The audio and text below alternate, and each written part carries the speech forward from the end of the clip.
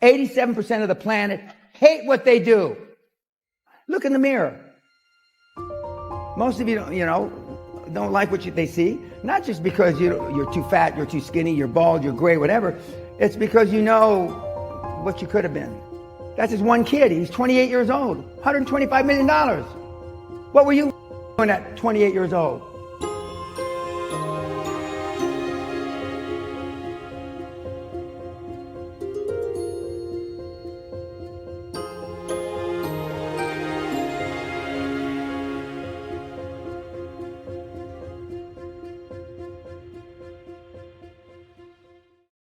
%87 of the planet hate what they do. Look in the mirror. Most of you don't like what they see. Not just because you're too fat, you're too skinny, you're bald, you're gray, whatever. It's because you know what you could have been. That's just one kid. He's 28 years old, $125 million. What were you fucking doing at 28 years old? I've only got 3 regrets in my life, 3. 1, I'm a combat trained Army officer who never saw combat. That's just the way it was through the Vietnam War. 2, I yelled at my mother the day before she died. I said, Mom, you're not sick. God damn it, you're not gonna fucking die. Next morning, she's dead. And 3, I didn't set my goals high enough. Not because I missed my son's soccer ball. Not because I missed my daughter's prom. That's all rubbish. That's not what you say when you're about to die. And you whisper in your wife's ear or your son's ear or whoever's going to give the eulogy, I regret the things I didn't do. I coulda, I woulda, I shoulda. I will do whatever it takes. And when I say I'll do whatever it takes, I fucking mean it. I know how to get you to the top of the podium at the Olympics. Not for a bronze medal, not for a silver, but for a fucking gold. If we're not going for gold, don't waste my time. Show me your friends and I'll show you your future. But Bill Gates doesn't hang. Steve Jobs, who I knew, didn't chill. Warren Buffett doesn't hang. Elon Musk doesn't hang. Would you want your children to be like your 2 best buddies, or 2 best gal friends, whatever you call it? Would you? Probably not. Would you even want your children to be like you? Probably not. So why is there so little being done about it? If I were to judge you by the guys you chill with, you hang with, how would I judge you, young man? How would I judge you, young lady? I'd probably judge you a dipshit. You hang out with monkeys, what happens? Your life becomes a fucking circus. Now, with the greatest respect, kids, this is not Barnum and Bailey circus. You only have one time to make a first impression. The first impression is how you look. Now, I already know how I look, and you know how I look as well. Second impression is when you open your mouth. Most of you, with the greatest respect, can't speak properly. You stutter, you mumble, you sweat, and I can go on and on. So you go where there are people that you want to be like. You find somebody that is, and my whole basis is mentorship. Find somebody that is where you want to be 20 or 30 years from now, and go to him or her now. I had the presence of mind to be attracted to some very, very famous, very wealthy people in my 50-year career. And I went after them to, not for money, not for anything like that, but I just wanted them to talk to me and to share their wisdom. And today, people are afraid. We've had mentees in the last couple of years that actually got through to Bill Gates. You can't stop trying. If you wanted to be a world-class athlete, where would you go? A world-class coach, right? In the 90s, the kids really were looking towards the future. Now I go back and I go to schools, and now they just want to chill and play video games. And every beating I got from my dad, I deserved 20 more. Because he only beat me for what I got caught. If the nuns caught me, they beat me. If the priests caught me, they beat me. And then my dad would come back into town and he beat me because they didn't beat me enough. First, self-esteem is built the first 7 or 8 years of life. Who are you around the first 7 or 8 years of life? Mom, maybe dad, older brother, uncle, a grandmother, right? What the hell do they know about building self-esteem? We knew our parents told us crap. We listened, out of politeness, myself included, out of fear in my case. But now kids Your dad, a dad will tell his son or a daughter, and they'll just say, that's rubbish. Dad's talking shit. Why is he telling us that? What are you going to tell your grandchildren and your children 20 years from now when the greatest transformation of wealth occurred? What were you doing, Grandpa? What were you doing, Dad? Would you have your thumb up your ass? What are you going to tell them? You had your thumb up your ass. It may have been covered with Old Geneva or New Geneva, but you had your thumb up your ass. Okay, and if you want to build self-esteem, deal with people that have high self-esteem. That's not likely Elon Musk is going to have coffee with you. Maybe. It's not likely that Warren Buffett's going to have coffee with you. Self-esteem is what most of your parents didn't give you. It's a form of self-confidence. It's a form of self-awareness. Well, it's the least informed thing that our parents know anything about. And when I get parents and they say, I didn't know any better. You don't know what you don't know. I did what my parents did to me. Did is the operative word. I did what my parents did to me. Now, what kind of teaching structure is that? Most parents aren't capable of creating high-performance kids unless you're Andrew Agassi and Steffi Graf. I mean, those kids are going to be high performance in one way or another because they're both world champions. And so self-esteem is the bedrock of high performance. It's the bedrock of everything. And it's the least thing that's taught in school.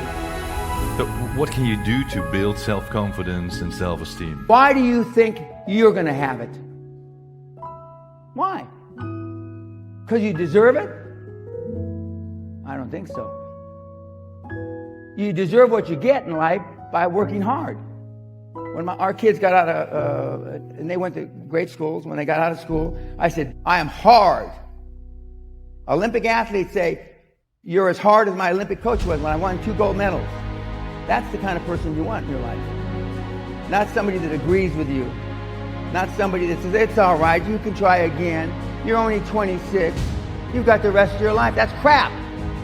Now look at all these people in their 30s, 40s. Somebody told them that bullshit 25 years ago. Now look at them. Just look around the goddamn table you're sitting with. And I don't even have my glasses on. I see bald heads, gray hair.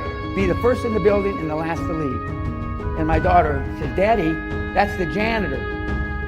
The guy that cleans the floor. I said, yes, honey. 5 months into her first job, she said, the chairman of the company, big company, said, whose light is that up there? Well, that's Kelly Peña's. What is she? She gets to work at 5 o'clock, and then he's leaving. Whose light is that at 11:15 at night? Well, that's Kelly. It's still Kelly Peña. If you're in sales, make 300 cold calls a day. 300 cold calls a day. 300 cold calls a day. Correct. Will it still work? Oh, absolutely. Yeah? We got kids doing it right now. We even got some lazy Dutch kids doing it right now. Just pick up the phone. Yeah. And I mean, for a Dutch kid, 24 years old, to make 20 cold calls a day, there's nobody's teaching sales in this country that I'm aware of that tells you to make 300 cold calls a day.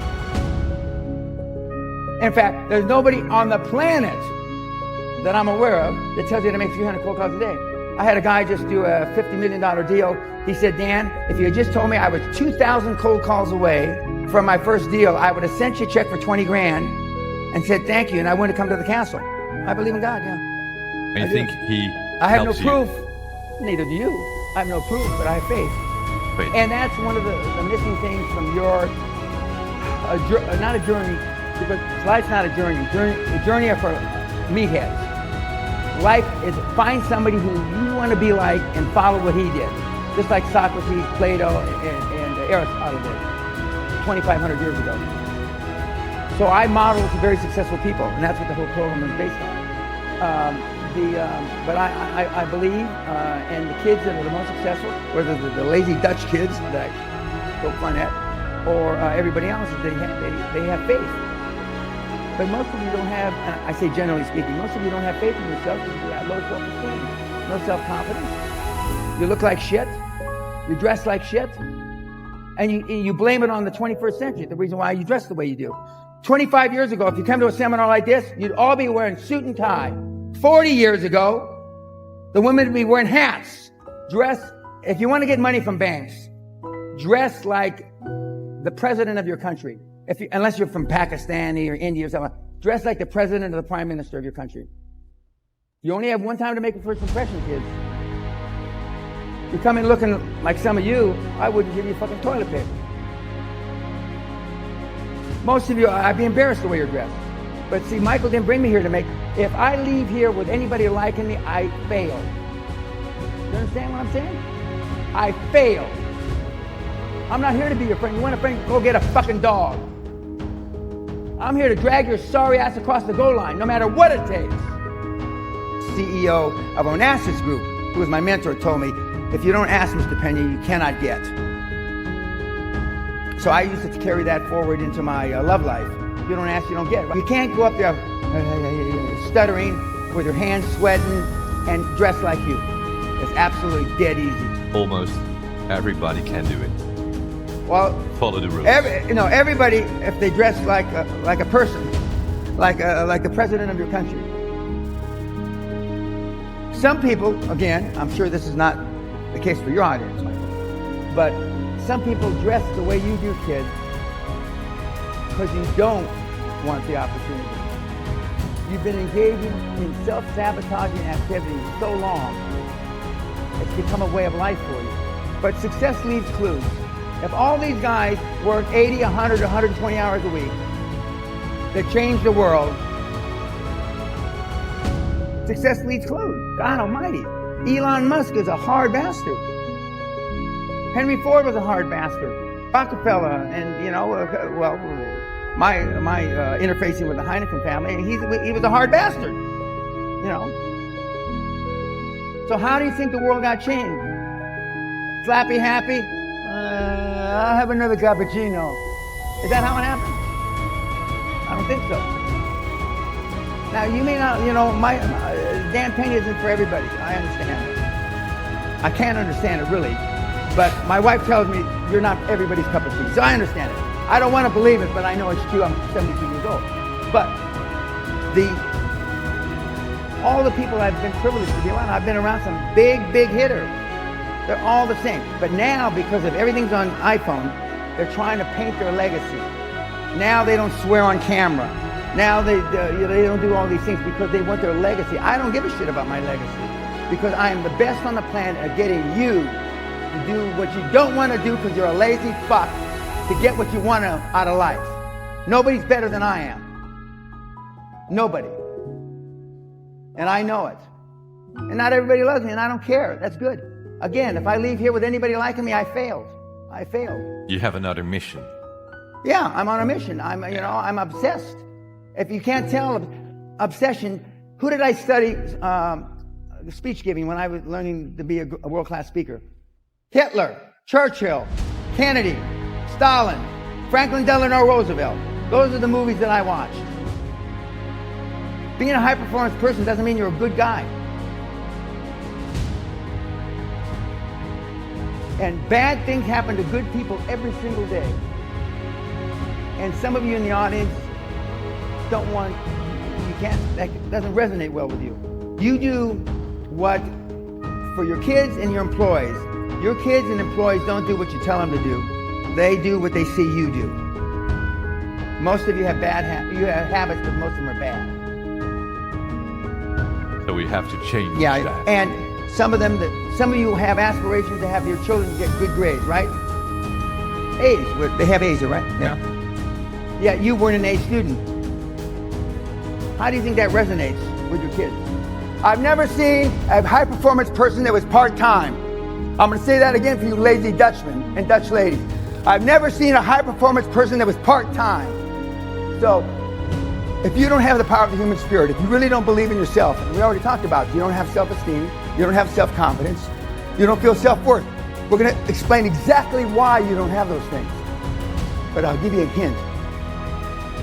Mommy and daddy fucked you up big time. If you weren't afraid of what people thought of you, said about you, whispered about you, what could you accomplish? A lot more than you've accomplished today. A lot more. Why do we care what people think? Why do we care what people say? And more importantly, why do we care what people whisper? Because we have no self-worth. We have next to little self-esteem. And we have no self-confidence. And how do we get that way? Yes, mommy and daddy. When was the last time you exhibited some courage? Some of you have to go back a long, long way. Some of you never. I said yesterday, I cannot believe that there are people in this audience that have never been spanked, never had a harsh word said to them by their parents, never got in a fight on the school grounds. I can't believe that. And you wonder why you are the way you are. Now, I'm not saying that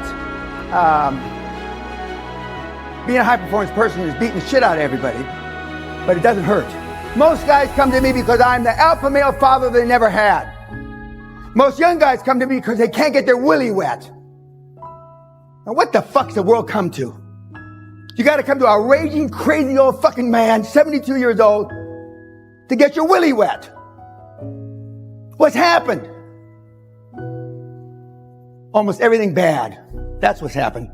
So far, since I initiated the snowflake test, 95.6% of everybody that's tens of thousands that have taken the test are snowflakes. Now, if somebody came and spit in your wife's face,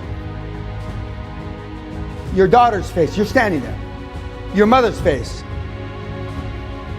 where I come from, there's only one alternative. Correct. But you know what at least 50% of the answers we get say? Well, I try to ascertain if he was having a bad day, or I try to ascertain where he's coming from in life. Maybe he came from the body or the ghetto. Are you fucking crazy? The guy just fucking spit in your mother's face, you stupid morons. There's only one fucking alternative. You beat him down through the pavement, or die trying. And now the other excuse is, well, I'm afraid of going to jail if I put a whipping on the guy. Well, you couldn't put a whipping on a fucking paper bag, first of all. And that's your excuse. You don't want to go to jail. So now we've got 4 or 5 generations of wusses. Well, I have to ascertain if the guy's having a bad day or not. The world's fucked up, guys, gals. They're selfish. And I tell you to be more selfish. And your parents should have told you to be selfish. Because you can't be anything unless you love yourself.